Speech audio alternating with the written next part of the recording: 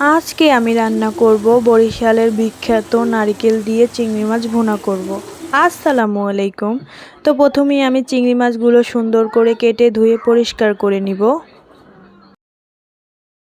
এরপরে আমি এখানে নারিকেল বেটে নিব। এর ভিতরে অবশ্যই গুঁড়া দুধ কিছুটা পরিমাণ এবং 2 চামচের মতো চিনি অ্যাড করে নেবেন। তো এরপর কেটে ধুয়ে সুন্দর করে ম্যারিনেট করে আমি ভাজতে দিব। তো এখানে হলুদ মরিচ আর হালকা লবণ দিয়ে আমি এটাকে ম্যারিনেট করে ভেজে নেব। এরপরে আমি সুন্দর করে মাছগুলো উল্টে পাল্টে ভেজে নিব।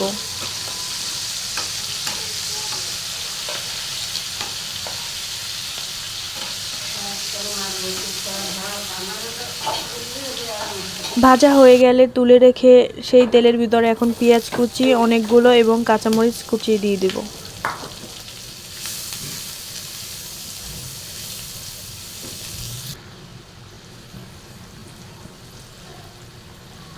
দিয়ে আরও কিছুটা পরিমাণ তেল দিয়ে আমি সুন্দর করে পেঁয়াজ কুচি এবং কাঁচামরিচটা ভেজে নেব। এর ভিতরে এখন আমি 1 চামচের মতো রসুন বাটা দিয়ে দেব। রসুন বাটাটা দিয়ে হালকা একটু ভেজে নিব।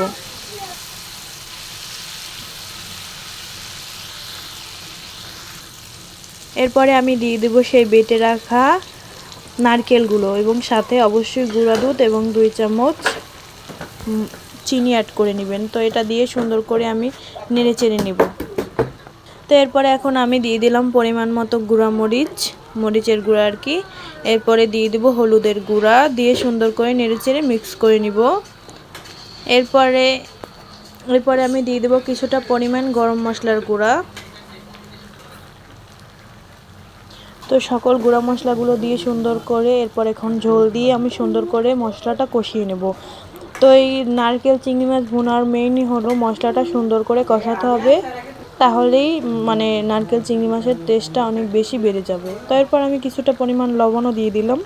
লবণ দিয়ে সুন্দর করে আমি মশলাটা অনেকক্ষণ সময় নিয়ে কষাতে থাকবো। তো এই তো কষানো হয়ে গেলে এখন সেই ভেজে রাখা চিংড়ি মাছগুলো দিয়ে সুন্দর করে নেড়েচেড়ে কষিয়ে নেব। অনেকটা সময় নিয়ে কষাতে হবে।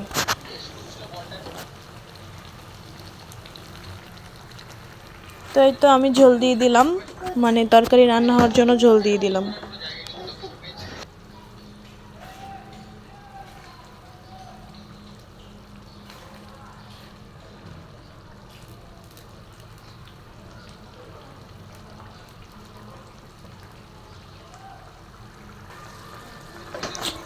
এই তো আমার প্রায় রান্নাটা কমপ্লিট, মানে আরও ভাজা ভাজা করতে হবে। তো সবার কাছে ভালো লাগলে অবশ্যই লাইক কমেন্ট শেয়ার দিয়ে পাশে থাকবেন আর অবশ্যই ফলো করবেন। আল্লাহ হাফেজ, সবাই ভালো থাকবেন।